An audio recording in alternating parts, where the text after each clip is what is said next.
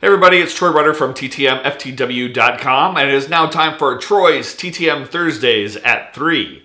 That's right, at 3 p.m. on Thursdays, that is when you can definitely find a new video, whether it's things that I've gotten in during that week or something that I completely have to make up because I didn't get anything in.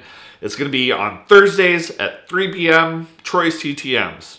Troy's TTM Thursdays at 3. Troy's TTMs Thursdays at 3. Say it 3 times. That's only twice, but you know what I mean.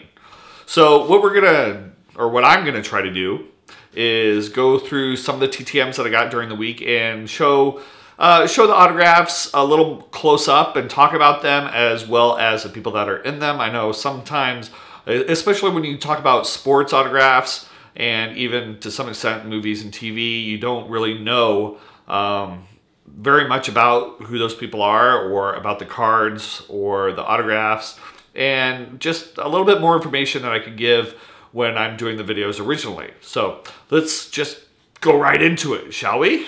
So the first one I'm going to talk about is Jason Babin, and this is an Eagles jersey. Now, originally I said Seahawks on my first video, and there was a reason because he was actually with the Seahawks. So I'm going to put this up on the screen, and I'm going to do some weird, funky things while I tell you a little bit more about the card right there. Okay, so Jason, this is actually, he's a defensive end for the Jacksonville Jaguars.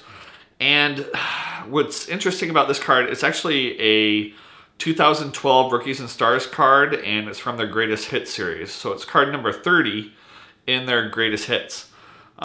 Jason was a first-round draft pick by the Houston Texans in 2004. He then played for the Seahawks, and then the Chiefs, and then the Titans, and then he played for the Eagles, which, like I said, this is what this card is. And he was let go from the Eagles after a loss to Carolina on Monday Night Football. That, according to Wikipedia, that's when it all happened. And so now he's with the Jacksonville Jaguars. So from 2004, he's played for 6 different teams. So that's, he doesn't stay around teams very, very long. But this is I really like this card, and if you look at it, there is some streaking, but it's not beating. And so you can just see like inside some of the letters where it streaks there. But I actually think this is a pretty good signature, and it's in blue Sharpie, which is always really good. It goes against the background, and you're able to see it a lot more. So I have this one in a protector already, as I showed you before I put this up there. So that is Jason, and that is going to go in my collection. And so the next one that I got this week that was on the last video, that is Mr. Billy Butler from the Kansas City Royals. And now I'm going to put this one full screen right there. This is actually on a 2012 Topps Chrome. Over the course of the baseball season, you probably saw my videos where I talked about my Chrome addiction.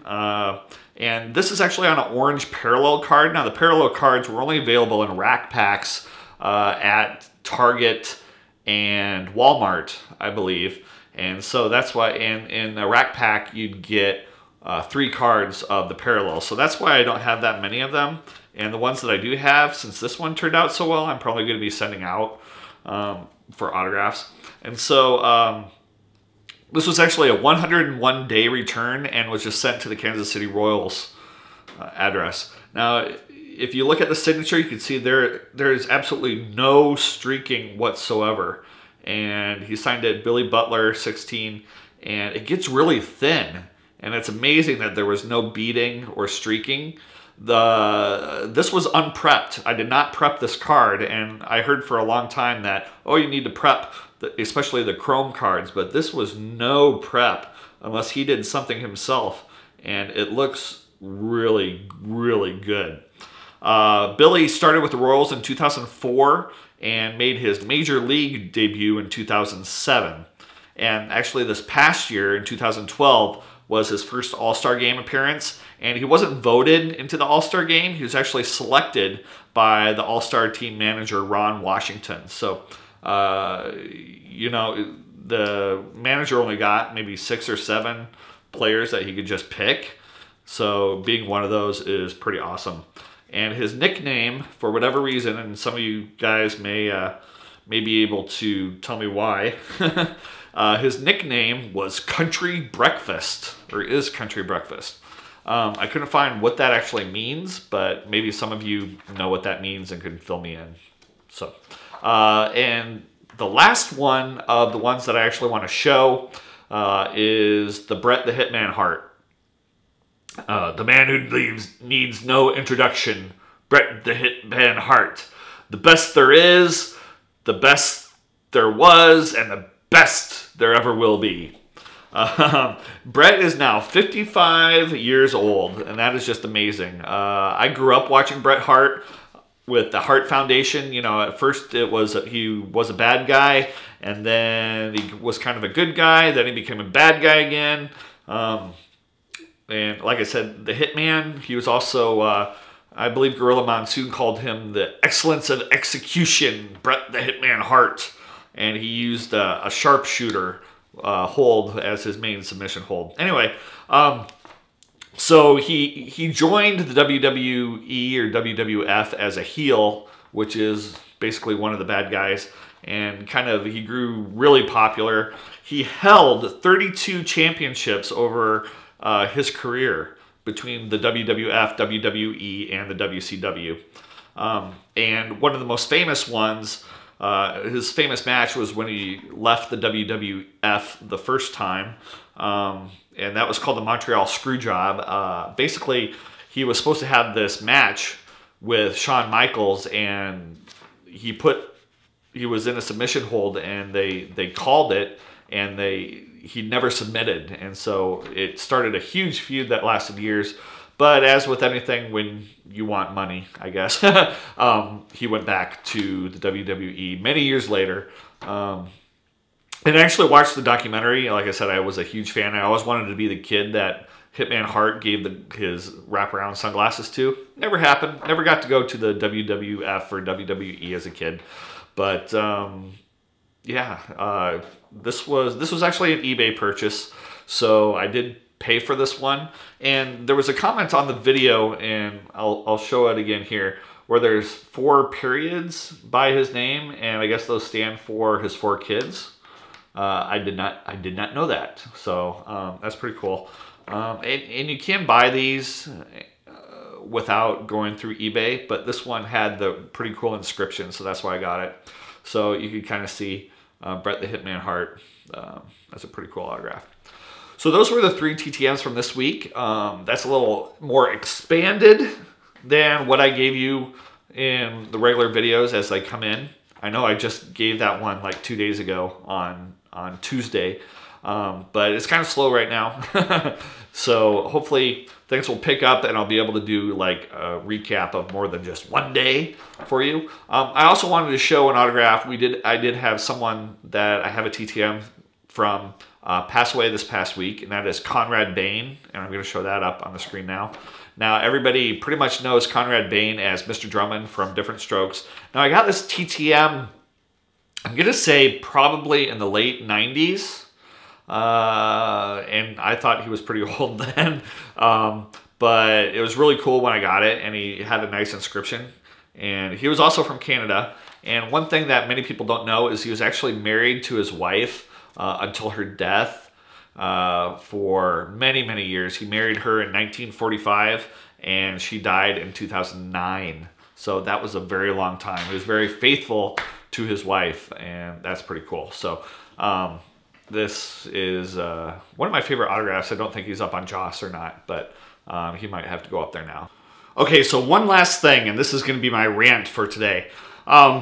As I said, I brought the Bret Hart photo on eBay. Now, I look at eBay for photos every now and then, and I also buy other things like Babylon 5 stuff. And what irritates me are the descriptions that people put in here when they're actually selling reprints. And the most frustrating one that I come across is this one person selling reprints, and the subject line is, whoever, authentic photo RP. Now, an authentic autograph should not be a reprint or a preprint. An authentic autograph means the item has been autographed. Authentic reprint, there is no such thing. I mean, there is, but there shouldn't be. And it just frustrates me to no end. And there was actually someone who was selling one of the Antonio Banderas's All My Love or something like that, auto pen. And I sent them an email and said, this is not an authentic autograph. This is an auto pen. I got no response.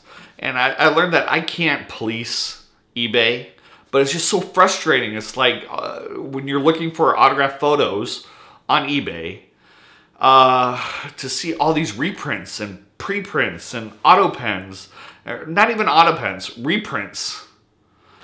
And I'm just like, what? I could understand where if you're doing like a movie room or something and you want a George Lucas signature and you don't want to pay $500 for a George Lucas or whatever the going rate is, and you just get a reprint and you don't care if they are actually real, but they look cool on the wall. That's fine. But to say it's an authentic reprint, what the heck does that mean? And it just really irritates me, the amount of reprints and preprints that are on eBay right now. Trying to trick people into buying those. And that's all it is. They're trying to trick people. Because they say RP. Or PP. Did I just say PP? You know what I mean. Anyway, that's my rant for today. All these people selling these damn reprints on eBay. So, again, thank you for tuning in to Troy's TTMs on Thursdays at 3. I'm going to go edit this video right now. Or maybe tomorrow. I'm not sure. But you'll see this at 3 o'clock Thursday. Troy.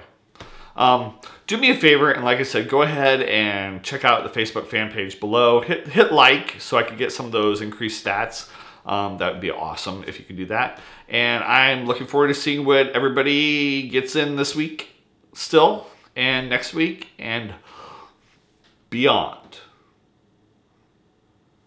All right. Thanks again. I really appreciate it, and we'll talk to you later. Bye-bye.